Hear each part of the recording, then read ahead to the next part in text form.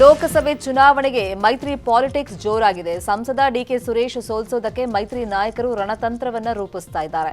ರಾಮನಗರ ಜಿಲ್ಲೆಯ ಬಿಡದಿಯಲ್ಲಿನ ಮಾಜಿ CM HD Kumaraswamy ತೋಟದ ಮನೆಯಲ್ಲಿ ಮಹತ್ವದ ಸಭೆ ನಡೆಯಿತು. ಡಾಕ್ಟರ್ ಸಿಎನ್ ಮಂಜುನಾಥ್ ಕಣಕ್ಕಿಳಿಸಿ ಗೆಲ್ಲಿಸುವ ಬಗ್ಗೆ ಮಾತುಕತೆ ನಡೆಸಲಾಯಿತು ಎನ್ನಲಾಗಿದೆ.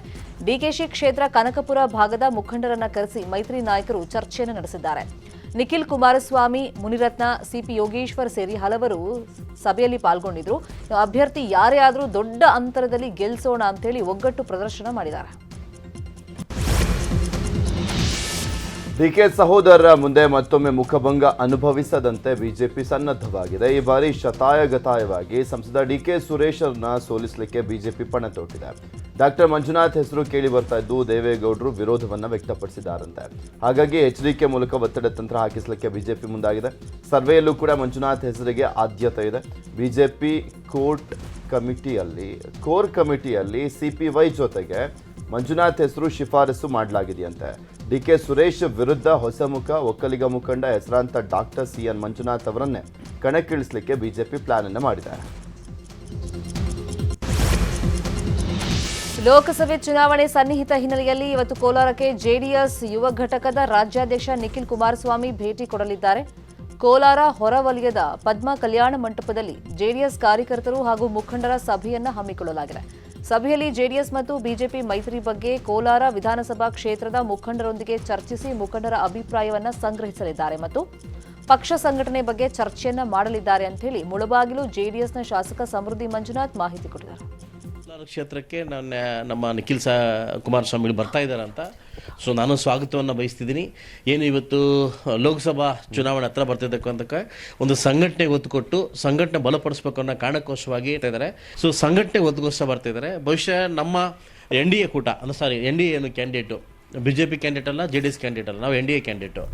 ಕ್ಯಾಂಡಿಡೇಟ್ನ ಗೆಲ್ಲಿಸಲಿಕ್ಕೆ ಏನಾದ್ರು ಶತಪ್ರಯತ್ನ ಮಾಡಬೇಕು. ಆ ಶತಪ್ರಯತ್ನಕ್ಕೆ ಸಂಘಟನೆ ಒತ್ತು ಕೊಡ್ತಾರೆ. ರಾಜ್ಯದ ಲೋಕಸಭಾ ಕ್ಷೇತ್ರಗಳಿಗೆ ಬಿಜೆಪಿಯಿಂದ ಟಿಕೆಟ್ ಆಯ್ಕೆ ಹಿನ್ನೆಲೆಯಲ್ಲಿ ಇಂದು ದೆಹಲಿಯಲ್ಲಿ ಬಿಜೆಪಿ ಸಿಇಸಿ ಸಭೆ ನಡೆಯಲಿದೆ. ಬಿಜೆಪಿ ರಾಷ್ಟ್ರೀಯ ಅಧ್ಯಕ್ಷ JP ನಡ್ಡಾ ನೇತೃತ್ವದಲ್ಲಿ ಸಭೆ ನಡೆಯಲಿದ್ದು, ಸಭೆಯಲ್ಲಿ ಸಂಸದೀಯ ಮಂಡಳಿ ಸದಸ್ಯ ಹಾಗೂ ಮಾಜಿ ಸಿಎಂ ಯಡಿಯೂರಪ್ಪ ಭಾಗವಹಿಸಲಿದ್ದಾರೆ. ಇಂದಿನ ಕೇಂದ್ರ ಚುನಾವಣಾ ಸಮಿತಿ ಸಭೆಯಲ್ಲಿ ರಾಜ್ಯದ 28 ಲೋಕಸಭಾ ಕ್ಷೇತ್ರಗಳಿಗೆ ಅಭ್ಯರ್ಥಿಗಳ ಆಯ್ಕೆ ಬಗ್ಗೆ ತೀರ್ಮಾನ ಮಾಡಲಾಗುತ್ತದೆ ಅಂತ ಹೇಳಲಾಗ್ತಾ ಇದೆ. ಈಗಾಗಲೇ ಎಲ್ಲಾ ಕ್ಷೇತ್ರಗಳಿಗೂ ಕೂಡ 2 ರಿಂದ 3 ಹೆಸರುಗಳನ್ನು ರಾಜ್ಯ ನಾಯಕರು ಶಿಫಾರಸನ್ನ ಮಾಡಿದ್ದಾರೆ. ಇಂದಿನ ಸಭೆಯಲ್ಲಿ 10 ರಿಂದ 15 ಕ್ಷೇತ್ರಗಳಿಗೆ ಅಭ್ಯರ್ಥಿಗಳ ಫೈನಲ್ ಮಾಡುವ ಬಗ್ಗೆ ನಾಯಕರು ತೀರ್ಮಾನವನ್ನು ಕೈಗೊಳ್ಳಲಿದ್ದಾರೆ. ಉಳಿದ ಕ್ಷೇತ್ರಗಳ ಬಗ್ಗೆ ಬರುವಂತಹ ದಿನಗಳಲ್ಲಿ ಪ್ರಕಟಗೊಳಿಸಲಿಕ್ಕೆ ಪ್ಲಾನ್ ಅನ್ನು ಮಾಡಿಕೊಳ್ತಾ ಇದ್ದಾರೆ. ಇಂದಿನ ಸಭೆಯಲ್ಲಿ ಹಾಸನ, ಮಂಡ್ಯ ಕ್ಷೇತ್ರಗಳಿಗೆ ಅಭ್ಯರ್ಥಿ ಆಯ್ಕೆ ಅನುಮಾನ ಅಂತ ಹೇಳಲಾಗ್ತಾ ಇದೆ. ವಿಜಯಪುರ ಸಂಸದ ರಮೇಶ್ ಜಿಗಜಿಣಗಿ ಅನಾರೋಗ್ಯ ಹಿನ್ನೆಲೆಯಲ್ಲಿ ಆಸ್ಪತ್ರೆಗೆ ಬಿಜೆಪಿ ರಾಷ್ಟ್ರೀಯ ಅಧ್ಯಕ್ಷ JP ನಡ್ಡಾ ಭೇಟಿ ಕೊಟ್ಟು ಜಿಗಜಿಣಗಿ ಆರೋಗ್ಯ ವಿಚಾರಿಸಿದ್ದಾರೆ. ಬೆಳಗಾವಿಯ KLE ಆಸ್ಪತ್ರೆಯಲ್ಲಿ ಚಿಕಿತ್ಸೆ ಪಡಿತಾ ಇರುವಂತಹ ರಮೇಶ್ ಜಿಗಜಿಣಗಿ ಅವರನ್ನ ಭೇಟಿ ಮಾಡಿ ಶೀಘ್ರವಾಗಿ ಗುಣಮುಖರಾಗ್ತೀರಿ ಅಂತ ಹೇಳಿ ನಡ್ಡಾ ಧೈರ್ಯ ತುಂಬಿದ್ದಾರೆ. ಬಿಜೆಪಿ ರಾಜ್ಯಾಧ್ಯಕ್ಷ ವಿಜಯೇಂದ್ರ, ಕೇಂದ್ರ ಸಚಿವ ಪ್ರಹ್ಲಾದ್ ಜೋಶಿ, ಮಾಜಿ ಸಿಎಂ ಬಸವರಾಜ ಬೊಮ್ಮಾಯಿ ಕೂಡ ಸಾಥ್ ಕೊಟ್ಟರು. ಲೋಕಸಭೆ ಚುನಾವಣೆ ಸಮೀಪಿಸ್ತಾ ಇದ್ದಂತೆ ಬಿಜೆಪಿ ಸಂಸದ ಅನಂತಕುಮಾರ್ ಹೆಗಡೆ ಮತ್ತೆ ಕ್ಷೇತ್ರದಲ್ಲಿ ಸಕ್ರಿಯರಾಗಿದ್ದಾರೆ. ಉತ್ತರ ಕನ್ನಡದ ಭಟ್ಕಳ ಬಿಜೆಪಿ ಕಾರ್ಯಕರ್ತರ ಸಭೆಯಲ್ಲಿ ಸ್ವಪಕ್ಷೀಯ ವಿರುದ್ಧವೇ ಸಂಸದ ಅನಂತಕುಮಾರ್ ಹೆಗಡೆ ಸವಾಲನ್ನು ಹಾಕಿದ್ದಾರೆ. ಕುರ್ಚಿ ಮೇಲೆತ್ತಿ ಹಿಡಿದು ನನಗಿಂತ ಸಶಕ್ತರಿದ್ದರೆ ಬನ್ನಿ ಸ್ಪರ್ಧಿಸಿ, ದಮ್ಮಿದ್ರೆ ಬನ್ನಿ ಅಂತ ಸ್ವಪಕ್ಷೀಯರಿಗೆ ಪಂಥಾಹ್ವಾನವನ್ನು ಕೊಟ್ಟಿದ್ದಾರೆ. ಮತ್ತೊಮ್ಮೆ ನಾನೇ ಅಭ್ಯರ್ಥಿ ಅಂತ ಸಂಸದ ಹೆಗಡೆ ಬಿಂಬಿಸಿಕೊಂಡಿದ್ದಾರೆ. ಯಾರಾದ್ರೂ ತುಂಬಾ ಸಶಕ್ತ ವೀರ ಯುವಕರಿದ್ರೆ ಖಂಡಿತವಾಗಿ ಬನ್ನಿ, ಇವತ್ತೇ ಈ ಕುರ್ಚಿಯನ್ನು ಮುಂದಿಟ್ಟು ಹೋಗ್ತೀನಿ, ಇಲ್ಲೇ ಇಟ್ಟು ಹೋಗ್ತೀನಿ. ಯಾರಾದ್ರೂ ಬಂದು ಕೂತ್ಕೊಳ್ಳಿ, ದಮ್ ಇದ್ದವ್ರು ಬಂದು ಕೂತ್ಕೊಳ್ಳಿ. ನಾನು ಸೋಲಿಕ್ಕೆ ಜಾಸ್ತಿ ಓಟ್ ಬೇಕಿಲ್ಲ ಕಣ್ರಿ, ಒಂದೇ ಓಟ್ ಸಾಕು. ನಾನು ಸೋಲಿಕ್ಕೆ ಒಂದೇ ಓಟ್ ಸಾಕು. ಈ ಉಡಾಫಿಯ ಮಾತಿದೆಯಲ್ಲ, ಅವನ ಹತ್ರ ಎಷ್ಟು ಓಟ್ ಇದೆ, ಅವನು ಎಂತ ಮಾಡುವ, ಈ ಉಡಾಫಿಯ ಮಾತುಗಳೇ ನಮ್ಮನ್ನ ಸೋಲಿಸ್ಲಿಕ್ಕೆ ಕಾರಣ ಆಗ್ತವೆ. ನಾವೇನ್ ಪರ್ಮನೆಂಟ್ ಅಲ್ಲ, ಗೊತ್ತಿರಲಿ. 100% ಮೊದಲೇ ಹೇಳಿದ್ದೆ, ಈಗಲೂ ಮತ್ತೊಮ್ಮೆ ಹೇಳ್ತಾ ಇದ್ದೀನಿ, ದೇವಸ್ಥಾನದಲ್ಲೇ ಹೇಳ್ತಾ ಇದ್ದೀನಿ, ನಾನು ರಾಜಕಾರಣಿಯಾಗಿ ಹುಟ್ಟಿಲ್ಲ, ರಾಜಕಾರಣಿಯಾಗಿ ಸಾಯುವುದಿಲ್ಲ.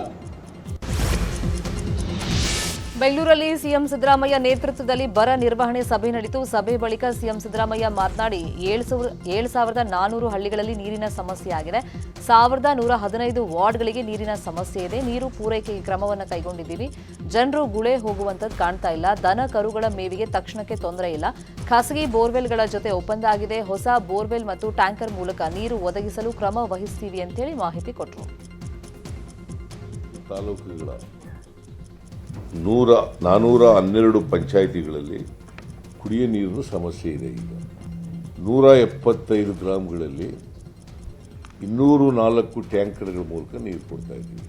500 ಗ್ರಾಮಗಳಲ್ಲಿ 596 ಖಾಸಗಿ ಬೋರ್ವೆಲ್ಗಳ ಮೂಲಕ ನೀರನ್ನು ಕೊಡ್ತಾ ಇದ್ದೀವಿ.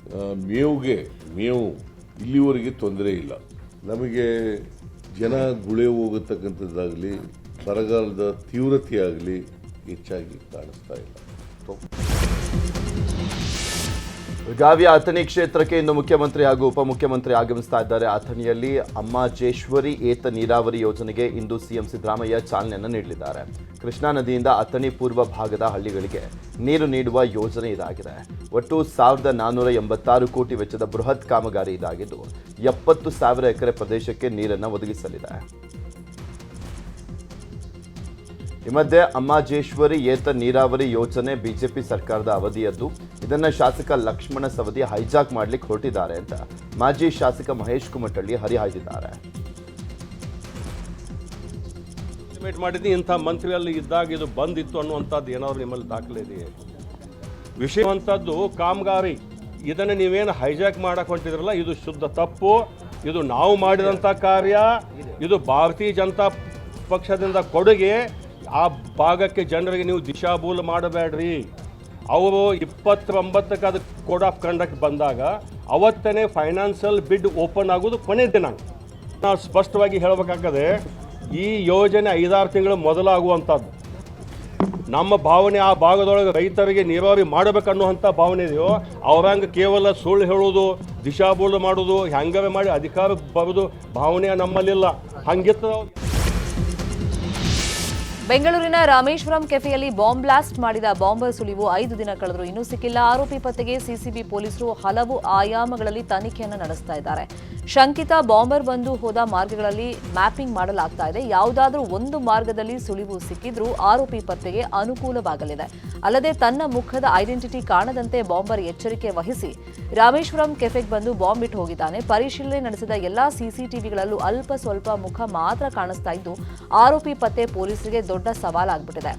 ರಿವರ್ಸ್ ಮ್ಯಾಪಿಂಗ್, ಫಾರ್ವರ್ಡ್ ಮ್ಯಾಪಿಂಗ್ ಮಾಡಿ ಘಟನೆಗೂ ಮುನ್ನ ಆರೋಪಿ ಯಾವ ಮಾರ್ಗದಲ್ಲಿ ಹೆಂಗ್ ಬಂದ, ಘಟನೆ ನಂತರ ಯಾವ ಮಾರ್ಗದಲ್ಲಿ ಹೋದ ಅಂತೇಳಿ ಪೊಲೀಸರು ತೀವ್ರ ಶೋಧವನ್ನು ನಡೆಸ್ತಾ ಇದ್ದಾರೆ. ರಾಮೇಶ್ವರಂ ಕೆಫೆಯ ಸುತ್ತಮುತ್ತಲಿನ 3-4 ಕಿಲೋಮೀಟರ್ ವ್ಯಾಪ್ತಿಯ ಪ್ರಮುಖ ರಸ್ತೆಗಳಲ್ಲಿರುವಂತಹ ಸಿಸಿಟಿವಿಗಳ ಪರಿಶೀಲನೆಯನ್ನು ನಡೆಸಲಾಗಿದೆ. ರಾಮೇಶ್ವರಂ ಕೆಫೆ ಬಾಂಬ್ ಸ್ಫೋಟ ಪ್ರಕರಣವನ್ನು ಎನ್ಐಎ ಹಾಗೂ ಸಿಸಿಬಿ ಪೊಲೀಸರು ಜಂಟಿಯಾಗಿ ತನಿಖೆಯನ್ನು ಮಾಡ್ತಾ ಇದ್ದಾರೆ. ಪರಪ್ಪನ ಅಗ್ರಹಾರ ಸೆಂಟ್ರಲ್ ಜೈಲಿನಲ್ಲಿ ಶಂಕಿತ ಉಗ್ರರಿಗೆ ಡ್ರಿಲ್ ಮಾಡಲಾಗ್ತಾ ಇದೆ. Mangaluru cooker bomb blast case ಮತ್ತು ಶಿವಮೊಗ್ಗ ಟ್ರಯಲ್ ಬ್ಲಾಸ್ಟ್ ಕೇಸ್ನ ಆರೋಪಿಗಳನ್ನು ಪ್ರತ್ಯೇಕವಾಗಿ ವಿಚಾರಣೆಗೆ ಒಳಪಡಿಸಲಾಗಿದೆ. ಕುಕ್ಕರ್ ಬಾಂಬ್ ಬ್ಲಾಸ್ಟ್ ಆರೋಪಿ ಶಾರಿಕ್ ವಿಚಾರಣೆಯಲ್ಲಿ ಅನುಮಾನದ ರೀತಿಯಲ್ಲಿ ಉತ್ತರವನ್ನು ನೀಡ್ತಾ ಇದ್ದಾರಂತೆ. ಸದ್ಯ ಜೈಲಿನಲ್ಲಿರುವಂತಹ ಕೆಲವರನ್ನ ಮತ್ತೆ ವಿಚಾರಣೆ ಮಾಡಲಿಕ್ಕೆ ಎನ್ಐಎ ಟೀಮ್ ಸಿದ್ಧತೆಯನ್ನು ಮಾಡಿಕೊಂಡಿದೆ. ಸಿಎಂ ಸಿದ್ದರಾಮಯ್ಯ, ಡಿಸಿಎಂ ಡಿಕೆ ಶಿವಕುಮಾರ್, ಗೃಹ ಸಚಿವರಿಗೆ ಬೆದರಿಕೆ ಮೇಲ್ ಬಂದಿದ್ದೇ ಪೊಲೀಸರು ಫುಲ್ ತಲೆ ಕೆಡಿಸಿಕೊಂಡಿದ್ದಾರೆ. ಪೊಲೀಸರಿಗೆ ಬಾಂಬ್ ಬೆದರಿಕೆ ಮೇಲ್ಗಳು ದೊಡ್ಡ ತಲೆನೋವಾಗಿದೆ. ಟೆಕ್ನಾಲಜಿ ಚೆನ್ನಾಗಿ ಗೊತ್ತಿರೋ ಅಧಿಕಾರಿಗಳಿಂದ ಬೆದರಿಕೆ ಮೇಲ್ ತನಿಖೆ ನಡೀತಾ ಇದೆ. 2 ದಿನಗಳಿಂದ ಎಷ್ಟೇ ಪ್ರಯತ್ನ ಮಾಡಿದ್ರೂ ಸಣ್ಣ ಸುಳಿವೂ ಸಿಗ್ತಾ ಇಲ್ಲ. ಕೊನೆಗೆ ಪ್ರೋಟಾನ್ ಅನ್ನೋ ಮೇಲ್ನಿಂದ ಬೆದರಿಕೆ ಪತ್ರ ಬಂದಿರೋದು ತನಿಖೆ ವೇಳೆ ಬಯಲಾಗಿದೆ. ಪ್ರೋಟಾನ್ ಮೇಲ್ ಸ್ವಿಟ್ಜರ್ಲ್ಯಾಂಡ್ ಮೂಲದ ಕಂಪನಿಯಾಗಿದೆ. ಫೆಬ್ರವರಿ 8ನೇ ತಾರೀಕು ಚೆನ್ನೈನ 13 ಶಾಲೆಗಳಿಗೂ ಇದೇ ಮೇಲ್ ಸರ್ವಿಸ್ ಪ್ರೊವೈಡರ್ ಬಳಸಿ ಬೆದರಿಕೆಯನ್ನು ಹಾಕಲಾಗಿತ್ತು. ಹೀಗಾಗಿ ಬೆಂಗಳೂರು ಪೊಲೀಸರು ಚೆನ್ನೈ ಪೊಲೀಸರ ಸಂಪರ್ಕವನ್ನು ಮಾಡಿದ್ದಾರೆ. ತುಮಕೂರಿನ ನುಣವಿನಕೆರೆ ಕಾಳಸಿದ್ದೇಶ್ವರ ಮಠಕ್ಕೆ ನಿನ್ನೆ ಡಿಸಿಎಂ ಡಿಕೆ ಶಿವಕುಮಾರ್ ಭೇಟಿಯನ್ನು ಕೊಟ್ಟಿದ್ರು. ಪ್ರತಿ ವರ್ಷವೂ ಕೂಡ ಜಾತ್ರಾ ಸಮಾರಂಭದಲ್ಲಿ ಬರ್ತೀನಿ, ಕಷ್ಟದಲ್ಲೂ ಕೂಡ ಬರ್ತೀನಿ, ಸುಖದಲ್ಲೂ ಕೂಡ ಬರ್ತೀನಿ, ಬಂದು ಆಶೀರ್ವಾದ ಪಡೆದುಕೊಂಡು ಹೋಗ್ತೀನಿ ಅಂತ ಹೇಳಿದರು.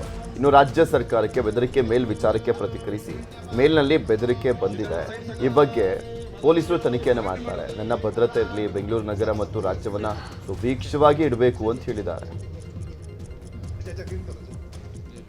ಯಾವಾಗಲೂ ಪ್ರತಿ ವರ್ಷ ಕೂಡ ಈ ಜಾತ್ರಾ ಸಮಾರಂಭದಲ್ಲಿ ಬರ್ತೀನಿ, ನನ್ನೆಲ್ಲ ಶುಭಗಳಿಗೆಗಳಲ್ಲೂ ಬರ್ತೀನಿ, ಕಷ್ಟದಲ್ಲೂ ಬರ್ತೀನಿ, ಸುಖದಲ್ಲೂ ಬರ್ತೀನಿ. ಇದು ನಮ್ಮ ಮಠ. ಸೊ ತಮಗೆಲ್ಲ ಗೊತ್ತಿರುವಂಥ ವಿಚಾರ ಹೊಸೇನಿಲ್ಲ. ಸೊ ಅದರಿಂದ ಈ ಒಂದು ಪವಿತ್ರವಾದಂಥ ಕಾರ್ಯಕ್ರಮ ನಡೀತಾ ಇದೆ, ಅದರಲ್ಲಿ ಭಾಗಿಯಾಗಬೇಕು ಅಂತ ಬಂದಿದ್ದೀನಿ. ಅದು ಬಂದಿದೆ. ದಾವಣಗೆರೆ ನಗರಾಭಿವೃದ್ಧಿ ಪ್ರಾಧಿಕಾರ ಕಚೇರಿಯಲ್ಲಿ ಸಚಿವ ಎಸ್ಎಸ್ ಮಲ್ಲಿಕಾರ್ಜುನ್ ಹಾಗೂ ಹರಿಹರ ಶಾಸಕ ಬಿಪಿ ಹರೀಶ್ ನಡುವೆ ಜಟಾಪಟಿ ಜೋರಾಗಿದೆ. ಲೇಔಟ್ನ ಡೋರ್ ನಂಬರ್ ಹಂಚಿಕೆ ವಿಚಾರವಾಗಿ ಗಲಾಟೆ ನಡೆದಿದ್ದು, ನಿವೇಶನ ಹಂಚಿಕೆಯ ಫೈಲ್ ಬಿಸಾಕಿ ಇಬ್ಬರು ಏಕವಚನದಲ್ಲೇ ಏರು ಧ್ವನಿಯಲ್ಲಿ ಕೂಗಾಡಿದ್ದಾರೆ. ಲೇಔಟ್ ಡೋರ್ ನಂಬರ್ ಹಂಚಿಕೆಯಲ್ಲಿ ಗೋಲ್ಮಾಲಲ್ಲಾಗಿದೆ ಅನ್ನೋ ಆರೋಪ ಕೇಳಿಬಂದಿದೆ.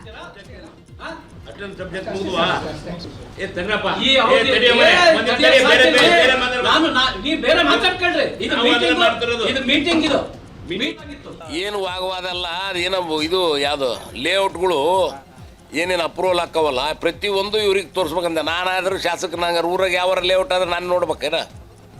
ನಾನು ಪ್ರತಿಯೊಂದು ಫೆಬ್ರವರಿ 9ನೇ ತಾರೀಕು ನಗರಾಭಿವೃದ್ಧಿ ಪ್ರಾಧಿಕಾರದಲ್ಲಿ ಬಹಳಷ್ಟು ಅವ್ಯವಹಾರ ನಡೀತಾ ಇದೆ. ಒಂದು ರೀತಿಯ ಭ್ರಷ್ಟಾಚಾರದ ಗೂಡಾಗಿದೆ ಅಂತೇಳಿ ಈ ಪ್ರಾಧಿಕಾರದಲ್ಲಿ ನಡೀತಕ್ಕಂಥ ಪ್ರತಿಯೊಂದು ಆಗು ಹೋಗುಗಳನ್ನು ಸಭೆಯ ಗಮನಕ್ಕೆ ತಂದು ನೀವು ಅನುಮತಿಯನ್ನ ಪ್ಲಾನ್ ಅನ್ನ ಏನೇ ಇದ್ರೂ ಕೂಡ ಸಭೆಯಲ್ಲಿ ಚರ್ಚೆ ಮಾಡಿ ಕೊಡಿ ಅಂತಕ್ಕಂಥ ಒಂದು ಪತ್ರವನ್ನು ನಾನು ಜಿಲ್ಲಾಧಿಕಾರಿಗಳು ಹಾಗೂ ಪ್ರಾಧಿಕಾರದ ಕೋಲಾರದಲ್ಲಿ ಪುರಸಭೆ ಜಾಗದಲ್ಲಿ ನಿರ್ಮಿಸಿಕೊಳ್ಳಲಾಗಿದ್ದಂಥ 15 ಅಕ್ರಮ ಮನೆಗಳನ್ನು ತೆರವು ಮಾಡಲಾಗಿದೆ. ಕೋಲಾರ ಜಿಲ್ಲೆ ಶ್ರೀನಿವಾಸಪುರ ಪಟ್ಟಣದ ಕಟ್ಟೆ ಕೆಳಗಿನ ಪಾಳ್ಯದಲ್ಲಿ ಘಟನೆ ನಡೆದಿದ್ದು, ಪುರಸಭೆ, ತಹಶೀಲ್ದಾರ್ ಹಾಗೂ ಸಮಾಜ ಕಲ್ಯಾಣ ಇಲಾಖೆಯಿಂದ ತೆರವು ಕಾರ್ಯಾಚರಣೆ ನಡೆಯಿತು. ಪರ್ಯಾಯ ವ್ಯವಸ್ಥೆ ಮಾಡದೆ ಮನೆಗಳ ತೆರವು ಮಾಡಿದ ಪುರಸಭೆ ಹಾಗೂ ತಹಶೀಲ್ದಾರ್ ಸುಧೀಂದ್ರ ವಿರುದ್ಧ ಸ್ಥಳೀಯರು ಆಕ್ರೋಶವನ್ನು ವ್ಯಕ್ತಪಡಿಸಿದರು. ರಸ್ತೆಯಲ್ಲಿ ಕುಳಿತು ಊಟ ಮಾಡಿ ಮಕ್ಕಳೊಂದಿಗೆ ರಸ್ತೆಯಲ್ಲೇ ಮಲಗಿ ಪ್ರತಿಭಟನೆಯನ್ನು ಮಾಡಿದ್ದಾರೆ.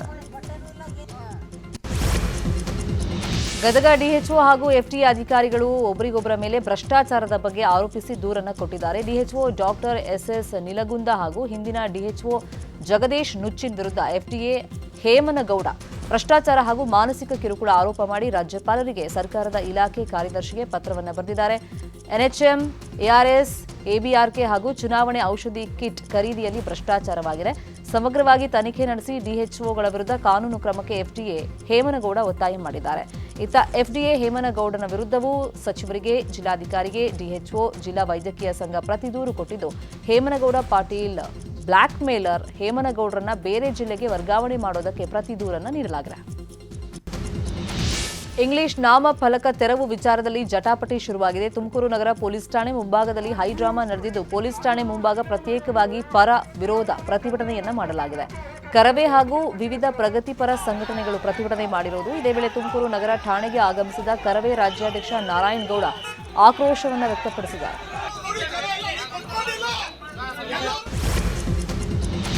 ಆದಿವಾಸಿ ಕುಟುಂಬಗಳ ಬಗ್ಗೆ ಮಾನವೀಯತೆ ತೋರದೆ ಪಾತ್ರೆಗಳನ್ನು ಹೊರಗೆ ಹಾಕಿ ಶೆಡ್ಡುಗಳನ್ನು ಕೆಡವಿರುವಂತಹ ಘಟನೆ ಕೊಡಗು ಜಿಲ್ಲೆಯಲ್ಲಿ ನಡೆದಿದೆ. ಮಡಿಕೇರಿ ತಾಲೂಕಿನ ಬೇತು ಗ್ರಾಮದಲ್ಲಿ ಹಲವಾರು ವರ್ಷಗಳಿಂದ ಆದಿವಾಸಿ ಕುಟುಂಬಗಳು ವಾಸಿಸ್ತಾ ಇದ್ದಾವೆ. ಕಾವೇರಿ ನದಿ ತುಂಬಿದ್ದಾಗ ಮನೆ ಜಲಾವೃತವಾಗ್ತಾ ಇದೆ. ಪ್ರತಿ ವರ್ಷವೂ ಕೂಡ ಕಾಳಜಿ ಕೇಂದ್ರಗಳಲ್ಲಿ ಆಶ್ರಯ ಪಡಿತಾರೆ. ಮಳೆ ಇಲ್ಲದೆ ಇರುವಂಥ ಸಂದರ್ಭ ಗ್ರಾಮದಲ್ಲಿ ಬಂದು ಶೆಡ್ಗಳಲ್ಲಿ ಜೀವನವನ್ನು ನಡೆಸ್ತಾರೆ. ಎಲ್ರಿಗೂ ಆಧಾರ್ ಕಾರ್ಡ್, ರೇಷನ್ ಕಾರ್ಡ್ ಇದೆ. ಅಧಿಕಾರಿಗಳು ನೋಟಿಸ್ ನೀಡದೆ ಏಕಾಏಕಿ ಬಂದು ಶೆಡ್ಗಳನ್ನು ತೆರವು ಮಾಡಿದ್ದಾರೆ. ಬೀದರ್ ಜಿಲ್ಲೆಯಲ್ಲಿ ಜಲಕ್ಷಾಮಕ್ಕೆ ಜನರು ತತ್ತರಿಸಿದ್ದಾರೆ. ನಗರದ 25ನೇ ವಾರ್ಡ್ನಲ್ಲಿ ಜೀವ ಜಲಕ್ಕಾಗಿ ಪರದಾಟ ಶುರುವಾಗಿದೆ. ಕಳೆದ 1.5 ತಿಂಗಳಿಂದ ನೀರಿಲ್ಲದಿದ್ದರೂ ಕೂಡ ಕ್ರಮ ಕೈಗೊಂಡಿಲ್ಲ ಅಂತ ಆರೋಪವನ್ನು ಮಾಡಲಾಗಿದೆ. ಪೌರಾಡಳಿತ ಸಚಿವ ರಹೀಂ ಖಾನ್ ಮನೆ ಪಕ್ಕದ ವಡ್ಡರ ಕಾಲೋನಿಯಲ್ಲಿ ನೀರಿನ ಅಭಾವ ಇದೆ. ನೀರು ತರಲಿಕ್ಕಾಗಿಯೇ ಜನರು ಕೂಲಿ ಕೆಲಸವನ್ನು ಬಿಟ್ಟು ನಿಲ್ಲುವಂಥ ಪರಿಸ್ಥಿತಿ ಇದೆ. ವಡ್ಡರ ಕಾಲೋನಿ, ಹಕ್ ಕಾಲೋನಿ, ಬಿಲಾಲ್ ಕಾಲೋನಿ ಸೇರಿದಂತೆ ಹಲವೆಡೆ ನೀರಿನ ಸಮಸ್ಯೆ ಇದೆ. ನೀರು ಕೊಡದ ಸಚಿವರಿಗೆ, ಶಾಸಕರಿಗೆ, ಅಧಿಕಾರಿಗಳಿಗೆ ಜನ ಛೀಮಾರಿ ಹಾಕ್ತಿದ್ದಾರೆ. ಕೋಲಾರ ಜಿಲ್ಲೆಯಲ್ಲಿ ಬೇಸಿಗೆ ಆರಂಭದಲ್ಲೇ ಕುಡಿಯುವ ನೀರಿಗಾಗಿ ಹಾಹಾಕಾರ ಶುರುವಾಗಿದೆ. ಜಿಲ್ಲೆಯ 4 ತಾಲೂಕುಗಳಲ್ಲಿ 15 ಕುಡಿಯುವ ನೀರಿನ ಘಟಕಗಳು ಕೆಟ್ಟು ನಿಂತಿವೆ. ಗ್ರಾಮೀಣ ಕುಡಿಯುವ ನೀರು ಮತ್ತು ನೈರ್ಮಲ್ಯ ಇಲಾಖೆಯ ನಿರ್ಲಕ್ಷ್ಯದಿಂದ ಗ್ರಾಮಸ್ಥರು ಪರದಾಡುವಂತಾಗಿದೆ. ಕೆಟ್ಟು ನಿಂತಿರೋ ಶುದ್ಧ ಕುಡಿಯುವ ನೀರಿನ ಘಟಕ ಸರಿಪಡಿಸದೆ ವಾಟರ್ ಬೋರ್ಡ್ ಅಧಿಕಾರಿಗಳ ದಿವ್ಯ ನಿರ್ಲಕ್ಷ್ಯ ವಹಿಸಿದ್ದಾರೆ. 5 ಕಿಲೋಮೀಟರ್ ದೂರಕ್ಕೆ ಹೋಗಿ ಗ್ರಾಮಸ್ಥರು ಕುಡಿಯೋಕೆ ನೀರು ತಂದು ಕುಡಿತಾ ಇದ್ದಾರೆ. ದೂರು ನೀಡಿದ್ರೂ ಏನು ಪ್ರಯೋಜನ ಆಗಿಲ್ಲ ಅಂತ ಜನ ಆಕ್ರೋಶವನ್ನು ವ್ಯಕ್ತಪಡಿಸಿದ್ದಾರೆ. ಉತ್ತರ ಕನ್ನಡ ಜಿಲ್ಲೆಯ ಶಿರಸಿ ತಾಲೂಕಿನ ಬನವಾಸಿಯಲ್ಲಿ ನಡೀತಾ ಇರುವಂತಹ ಕದಂಬ ಉತ್ಸವಕ್ಕೆ ಸಿಎಂ ಸಿದ್ದರಾಮಯ್ಯ ಚಾಲನೆಯನ್ನು ಕೊಟ್ಟರು. ಕಾರ್ಯಕ್ರಮದಲ್ಲಿ ಉಸ್ತುವಾರಿ ಸಚಿವ ಮಂಕಾಳ ವೈದ್ಯ, ಶಾಸಕರಾದಂತಹ ಆರ್ ವಿ ದೇಶಪಾಂಡೆ, ಭೀಮಣ್ಣ ನಾಯಕ, ಸತೀಶ್ ಸೈಲ್ ಭಾಗಿಯಾಗಿದ್ದರು. ಕಾಂಗ್ರೆಸ್ ನಾಯಕರ ಜೊತೆ ಬಿಜೆಪಿ ಶಾಸಕ ಶಿವರಾಮ್ ಹೆಬ್ಬಾರ್ ಕೂಡ ಕಾಣಿಸಿಕೊಂಡು ಕುತೂಹಲವನ್ನು ಮೂಡಿಸಿದ್ದಾರೆ. ಇನ್ನು ಸಿಎಂ ಭಾಷಣದ ವೇಳೆ ವ್ಯಕ್ತಿಯೊಬ್ಬ ಬ್ಯಾರಿಕೇಡ್ ಜಿಗಿದು ಸಿಎಂ ವೇದಿಕೆಯತ್ತ ಓಡಿದ್ದಾನೆ. ಈ ವೇಳೆ ಪೊಲೀಸರು ಆತನನ್ನು ತಡೆದರು. ಮೆಟಾ ಒಡೆತನದ ಫೇಸ್ಬುಕ್ ಹಾಗೂ ಇನ್ಸ್ಟಾಗ್ರಾಂ ಸಾಮಾಜಿಕ ಮಾಧ್ಯಮಗಳ ಬಳಕೆದಾರರು ಎದುರಿಸ್ತಾ ಇದ್ದ ಲಾಗಿನ್ ಸಮಸ್ಯೆಯನ್ನು ಸರಿಪಡಿಸಲಾಗಿದೆ. ನಿನ್ನೆ ಸಂಜೆ ಫೇಸ್ಬುಕ್ ಇನ್ಸ್ಟಾಗ್ರಾಂ ಲಾಗಿನ್ ಸಮಸ್ಯೆಯಾಗಿತ್ತು. ಈ ಬಗ್ಗೆ ಮೆಟಾದ ವಕ್ತಾರ ಆಂಡಿ ಸ್ಟೋನ್ ಎಕ್ಸ್ ಖಾತೆಯಲ್ಲಿ ಮಾಹಿತಿಯನ್ನು ಶೇರ್ ಮಾಡಿಕೊಂಡಿದ್ರು. ಸಮಸ್ಯೆ ಆಗಿದೆ, ಸರಿಪಡಿಸೋ ಭರವಸೆ ಕೊಟ್ಟಿದ್ರು. ರಾತ್ರಿ 11 ಗಂಟೆ ಸುಮಾರಿಗೆ ಸಮಸ್ಯೆ ಬಗೆಹರಿಸಲಾಗಿದೆ. ನೆನಗುದಿಗೆ ಬಿದ್ದಿದ್ದಂಥ ಹುಬ್ಬಳ್ಳಿಯ ಆರ್ಟಿಒ ಕಚೇರಿಗೆ ಉದ್ಘಾಟನೆ ಭಾಗ್ಯ ಸಿಕ್ಕಿದೆ. ಹುಬ್ಬಳ್ಳಿಯ ಹೊರವಲಯದಲ್ಲಿ ಗುಬ್ಬೂರು ಬಳಿ 8 ಕೋಟಿ ರೂಪಾಯಿ ವೆಚ್ಚದಲ್ಲಿ ಕಚೇರಿ ನಿರ್ಮಾಣಗೊಂಡ ಹಲವು ತಿಂಗಳೇ ಗಳಿಸಿತ್ತು. ಆದರೂ ಕೂಡ ಆರ್ಟಿಒ ಕಚೇರಿ ಇದುವರೆಗೂ ಬಾಡಿಗೆ ಕಟ್ಟಡದಲ್ಲಿ ಕಾರ್ಯನಿರ್ವಹಿಸಲಾಗ್ತಾ ಇತ್ತು. ಇಂದು ಧಾರವಾಡ ಪೂರ್ವ ಆರ್ಟಿಒ ಕಚೇರಿ ಉದ್ಘಾಟನಾ ಸಮಾರಂಭ ನಡೀತಾ ಇದೆ. ಸಾರಿಗೆ ಸಚಿವ ರಾಮಲಿಂಗಾರೆಡ್ಡಿ ಅವರಿಂದ ಕಚೇರಿ ಉದ್ಘಾಟನೆ ಆಗಲಿದೆ. ಜಿಲ್ಲಾ ಉಸ್ತುವಾರಿ ಸಚಿವ ಸಂತೋಷ್ ಲಾಡ್, ಕರ್ನಾಟಕ ಸ್ಲಂ ಬೋರ್ಡ್ ಅಧ್ಯಕ್ಷ ಪ್ರಸಾದ್ ಅಬ್ಬಯ್ಯ ಮತ್ತಿತರರು ಉಪಸ್ಥಿತಿ ಇರಲಿದ್ದಾರೆ. ಉಳಿದಿರುವಂತಹ ಪ್ರಮುಖ 5 ಸುದ್ದಿ ನೋಡೋಣ ಬ್ರೇಕ್ ಆದ್ಮೇಲೆ.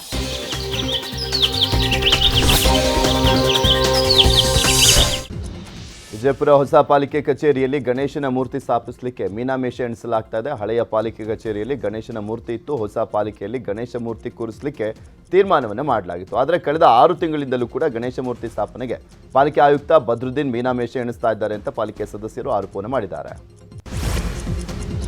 ಬೆಳಗಾವಿ ಜಿಲ್ಲೆಯ ಚಿಕ್ಕೋಡಿ ತಾಲೂಕಿನ ಮಲ್ಲಿಕವಾಡ ಗ್ರಾಮದಲ್ಲಿ ಶರಿಯತ್ತು ಕಾರ್ಯಕ್ರಮ ಅದ್ದೂರಿಯಾಗಿ ನಡೆಯಿತು. ಎತ್ತು ಹಾಗೂ ಕುದುರೆಗಳ ಸ್ಪರ್ಧೆಯಲ್ಲಿ ಲಕ್ಷಾಂತರ ಜನ ಆಗಮಿಸಿ ಕಣ್ತುಂಬಿಕೊಂಡು ವಿಧಾನ ಪರಿಷತ್ ಸದಸ್ಯ ಪ್ರಕಾಶ್ ಹುಕ್ಕೇರಿ ಹುಟ್ಟುಹಬ್ಬದ ಹಿನ್ನೆಲೆಯಲ್ಲಿ ಶರಿಯತ್ತು ಆಯೋಜನೆ ಮಾಡಲಾಗಿತ್ತು. ತಮಿಳುನಾಡಿನ ಮಾಜಿ ಸಿಎಂ ದಿವಂಗತ ಜಯಲಲಿತಾ ಅವರು ಅಕ್ರಮವಾಗಿ ಗಳಿಸಿದ್ದಂಥ ಚಿನ್ನಾಭರಣಗಳನ್ನು ತಮಿಳುನಾಡು ಸರ್ಕಾರಕ್ಕೆ ಹಸ್ತಾಂತರ ಪ್ರಕ್ರಿಯೆಗೆ ಹೈಕೋರ್ಟ್ ತಡೆಯನ್ನು ನೀಡಿದೆ. ಜಯಲಲಿತಾ ವಾರಸುದಾರೆ ದೀಪಾ ಸಲ್ಲಿಸಿದ್ದಂಥ ಅರ್ಜಿಯ ವಿಚಾರಣೆ ನಡೆಸಿದಂಥ ನ್ಯಾಯಮೂರ್ತಿ PM ನವಾಜ್ ಅವರಿದ್ದಂಥ ನ್ಯಾಯಪೀಠ ಈ ಆದೇಶವನ್ನು ನೀಡಿದೆ. ದೇಶದ ಮೊದಲ ನದಿಯೊಳಗಿನ ಮೆಟ್ರೋ ಸುರಂಗವನ್ನು ಇವತ್ತು ಪ್ರಧಾನಿ ಮೋದಿ ಉದ್ಘಾಟನೆ ಮಾಡಲಿದ್ದಾರೆ. ಕೋಲ್ಕತ್ತಾದಲ್ಲಿ ನಿರ್ಮಿಸಿರುವಂತಹ ದೇಶದ ಮೊದಲ ನದಿಯೊಳಗಿನ ಮೆಟ್ರೋ ಸುರಂಗವನ್ನು ಪ್ರಧಾನಿ ಮೋದಿ ಉದ್ಘಾಟನೆ ಮಾಡ್ತಾರೆ.